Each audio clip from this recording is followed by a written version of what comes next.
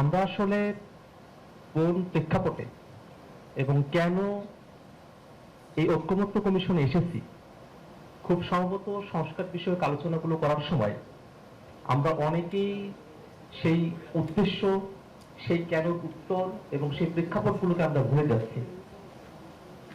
যদি এমনই হয়, যা কিছু আগের সিস্টেম, যা কিছু আগের ব্যবস্থা, সবকিছুকে অক্ষুণ্ণ রেখে আমরা নতুন বাংলাদেশটাকে পরিচালনা করব, তাহলে আদতে এই সংস্কার কমিশনগুলো করা, এই ঐক্যমত্য কমিশনে এসে বসা, এগুলোর আলাদা করে কোনো প্রয়োজন ছিল না। অর্থাৎ নিজের পক্ষে আমাদের পূর্বেকার যে সিস্টেমগুলো আছে, সেই সিস্টেমগুলোকে আমরা রিভিউ করব, সেগুলোর ভালো মন্দ বিষয়গুলোকে বিবেচনা করব এবং মন্দগুলোকে পরিহার করে নতুন ভালো কিছুকে আমরা অ্যাডপ্ট করব, এই উদ্দেশ্য নিয়ে কিন্তু আমাদের এখানে বসা। একটা বিষয় আমি খেয়াল করেছি অনেকের বক্তব্যে, আমরা যেন এখানে বসেছি আমাদের আত্মশুদ্ধির জন্য, যে আত্মশুদ্ধির মধ্য দিয়ে আমরা ভালো মানুষ হয়ে গেলাম, আগের সিস্টেম আগের মতোই থাকলো, আমরা শুধু ভালো মানুষ হয়ে গিয়ে দেশটাকে ভালোভাবে পরিচালনা করলাম। কিন্তু বিষয়টা এমন হওয়ার নয়। দেশ পরিচালনা করবার ক্ষেত্রে যেমন সব যোগ্য মানুষের প্রয়োজন আছে, সুন্দর মানুষের প্রয়োজন আছে, একই সাথে দেশটা পরিচালনা করবার জন্য সুন্দর, জবাবদিহিতামূলক সব একটা সিস্টেমেরও প্রয়োজন আছে। আমরা সুন্দর একটা ব্যবস্থাপনা প্রয়োজন, এই বিষয়টিকে ভুলে গিয়ে শুধু সুন্দর মানুষ এই জায়গার মধ্যে মনে হয় নিজেদেরকে অনেকে আবদ্ধ করে ফেলেছি এবং ধরে নিয়েছি যে আমরা হয়তো আজীবনের জন্য আমরা আসলে সৎ এবং ভালো মানুষ হিসেবেই ফাংশন করে যাব। কেউ যদি আজকে ভালো মানুষ থাকেন, তিনি যে ভবিষ্যতে বিদ্যমান সিস্টেমের কারণে ক্ষমতার অপব্যবহার করবেন না, এটার তো কোনো নিশ্চয়তার জায়গা নেই। অতএব আমরা একই সঙ্গে এটা প্রত্যাশা কেন করি না যে গতটা 16টা বছর ধরে আমাদের উপর দিয়ে যে অত্যাচার নির্যাতন গুলো গিয়েছে, তখন আমরা যেমনটা পেতাম যে বাংলাদেশের প্রতিষ্ঠানগুলো, বিশেষত সাংবিধানিক প্রতিষ্ঠানগুলো, সেগুলো এখন নিরপেক্ষ থাকবে, যাতে করে বাংলাদেশের সরকারি দল, বিরোধী দল, এই ফারাকগুলোই সাংবিধানিক প্রতিষ্ঠানগুলো থেকে না হয়। আমরা দেখেছি যে অনেকে বলছেন যে সার্চ কমিটি, সেগুলোকে যদি শক্তিশালী করা হয়, তো সার্চ কমিটিকে শক্তিশালী করার মধ্য দিয়েই আসলে আমরা যে উদ্দেশ্যের কথা বলছি সেটাকে হাসিল করা সম্ভব। কিন্তু বাস্তবতা হলো সার্চ কমিটিগুলো আসলে নিজেদের মতো করে সক্রিয় থেকে স্বাধীনভাবে তারা তাদের সিদ্ধান্ত কোনো কালেই নেয় নাই এবং ভবিষ্যতে নেবে এর আশা করাও দ্রোহ। প্রত্যেকটা বিষয়ই প্রধানমন্ত্রী বা সরকার দলের সরাসরি হস্তক্ষেপের ভিতর দিয়েই এই সাংবিধানিক প্রতিষ্ঠানগুলোতে আসলে নিয়োগ হয়েছে। সে জায়গা থেকে কমিশনের যে প্রস্তাবনা, প্রথমে এটা এনসিসি ছিল, জাতীয় সাংবিধানিক কাউন্সিল, সেখান থেকে নামকরণটাকে একটা অন্য জায়গায় নিয়ে আসা হয়েছে, একটা নিয়োগ কমিটির হিসেবে করা হয়েছে।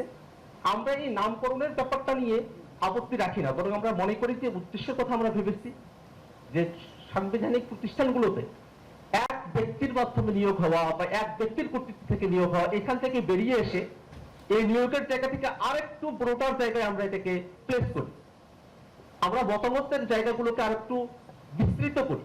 এবং এখানে প্রস্তাবনা এও এসেছে, এখন যে ফরমেশন 7 জনের কথা বলা হয়েছে, 7 জনের যদি অন্তত 5 জন এবং তার মাঝে অন্তত একজন যদি বিরোধী পক্ষের কেউ হন, এই বাস্তবতাগুলোর কথা বলা হয়েছে আর কি।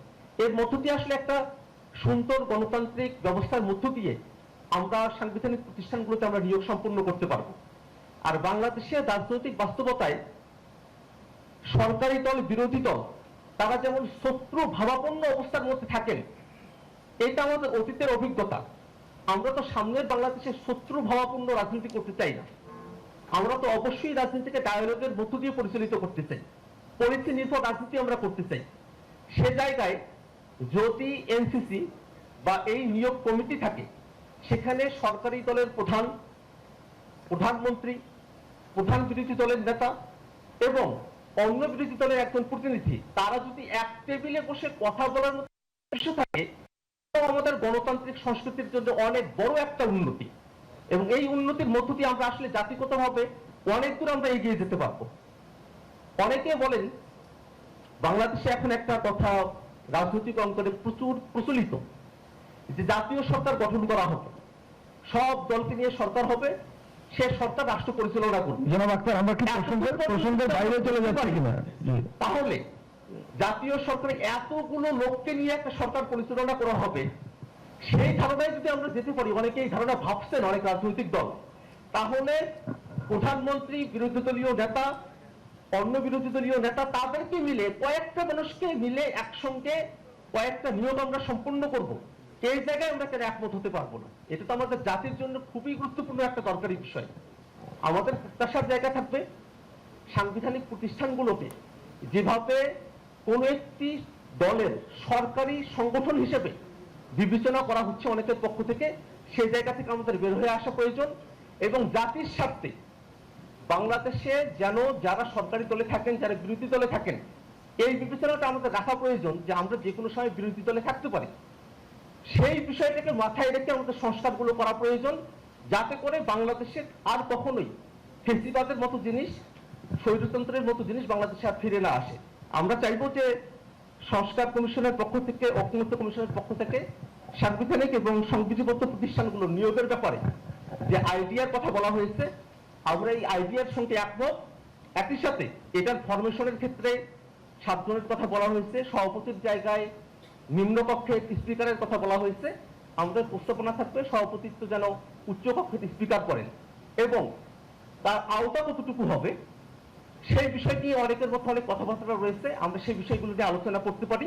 আওতা আরো আলোচনা চলবে, কারণ অনেকগুলো পরামর্শ এখান থেকে কমিটিগুলো আছে, কমিশন সেভাবে পরের দিনের আলোচনা সাজাবে। স্বাধীনভাবে এই যাত্রা শুরু করতে পারি, দেশের স্বার্থে এই আহ্বান আমি রাখতে চাই।